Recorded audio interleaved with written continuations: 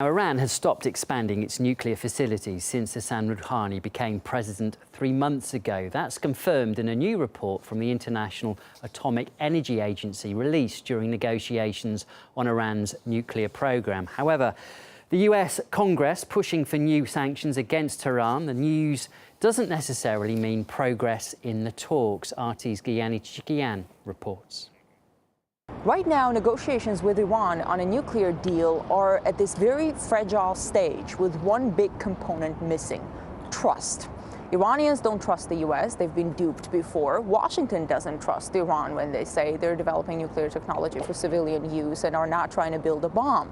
The UN nuclear watchdog just released a report saying in the last 3 months, Iran has not expanded its nuclear facilities. It also said that Iran has also not begun operating any new generation centrifuges and that, quote, no major components had been installed at a reactor being built at Arak.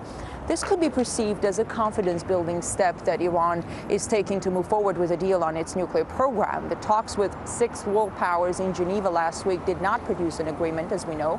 But there is another round of talks coming up next week, and this new report by the IAEA may play a role. But will also play a role is what's happening here in Washington. And the U.S. Congress wants to pass a new round of sanctions.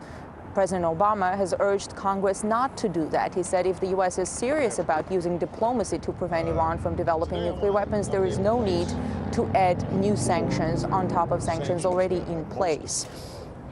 So Congress can potentially undermine any chance there is for a deal, as well as entrench the Iranians in this view that whatever they do, Washington is not going to lift the sanctions and is not going to recognize their right to develop a nuclear program for civilian use. In Washington, I'm Gayane Chichakyan. Meanwhile, Israel seems to be using all its powers of persuasion in Washington to push for new sanctions on Iran. Gareth Porter, who's an investigative journalist and historian on US national security policy, believes their lobbying will make that happen.